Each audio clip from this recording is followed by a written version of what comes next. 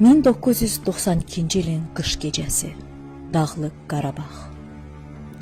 Mühasirədə qalan kiçik Xocalı şəhəri. Fevralın 25-dən 26-sına keçən gecə burada zaman dayandı. Həmin şaxtalı saatlarda baş verənlər bəşər tarixinə ən dəhşətli amansızlıq səhifələrindən biri kimi düşdü. Bu sadəcə bir döyüş deyildi.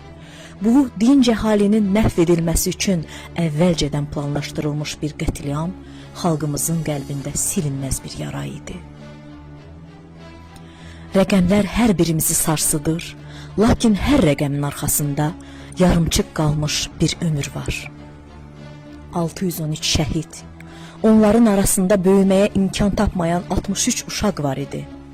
Qış səmasında fəryadı donub qalan 106 qadın, aman verilməyən 70 qoca. Həmin gecə bütöv ailələr yer üzündən silindi. Xocalı günahsız qurbanların və ağlasığmaz əzabların rəmzinə çevrildi. Bugün Azərbaycan ərazi bütövlüyünü bərpa etmiş, güclü və suveren bir dövlətdir. Biz torpaqlarımıza qayıtdıq. Lakin o məsum gecədə Xocalı meşələrində qalan əzizlərimizi geri qaytara bilmərik. Bugün bizim borcumuz sadəcə kədərlənmək deyil, həm də beynəlxalq ədalətə nail olmaqdır.